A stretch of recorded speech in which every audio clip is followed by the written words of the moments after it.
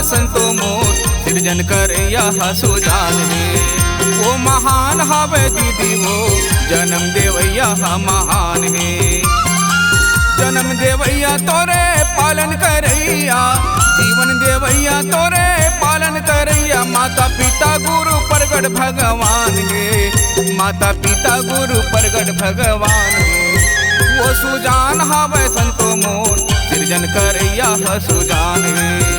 वो महान हवे दीदी वो जन्म देवैया महान हे।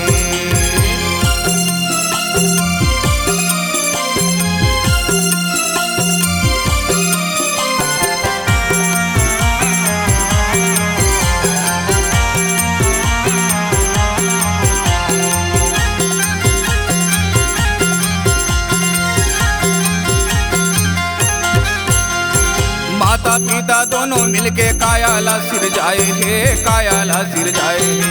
पांच रतन अमृत गुरु प्राण ला बसाए हे। प्राण ला बसाए हे।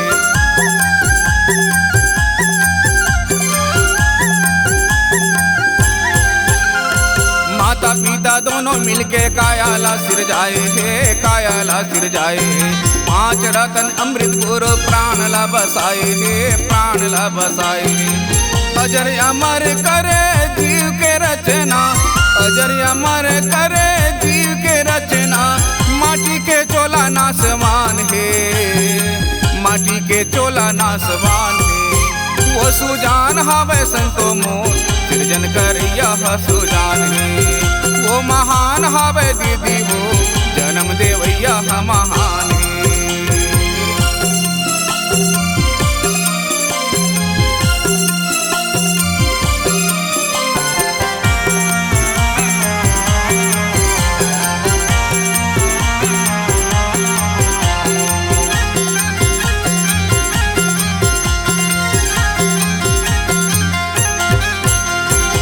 नर नारी तल्ला रचे जगमा दो ये प्राणी हो। जगमा दो ये प्राणी हो।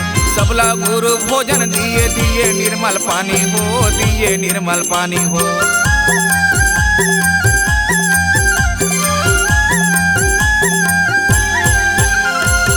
नर नारी तल्ला रचे जगमा दो ये प्राणी हो। जगमा दो ये प्राणी हो। सबला गुरु भोजन दिए दिए निर्मल पानी हो। दिए निर्मल पानी हो। सतगुरु बाबा सबके घट में बसैया। सतगुरु बाबा सबके घट में बसैया। गुरु ज्ञान बिना जीवन हवीरान है। गुरु ज्ञान बिना जीवन हवीरान है। वो सुजान हवे संतो मोर सृजन करैया सुजान है। वो महान हवे दीदी वो जन्म देवैया महान है।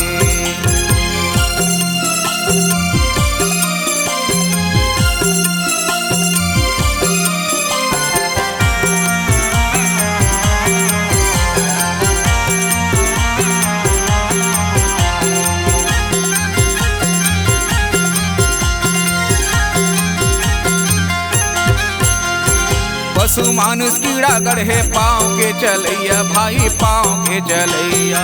सांप लपेट के बलमा पंछी उड़ैया भाई पंछी ला उड़ैया।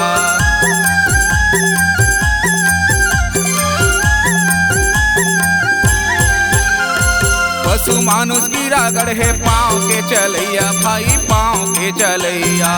सांप लपेट के बलमा पंछी ला उड़ैया भाई पंछी ला उड़ैया। अलग है रंग रूपाय अलग जुबानी। अलग है रंग रूपाय अलग जुबानी। सब जीव एक समान है। सबके जीव एक समान है। वो सुजान हवे संतो मोर सृजन करैया सुजान है। वो महान हवे दीदी वो जन्म देवैया महान है। जीवन देवैया तोरे पालन करैया।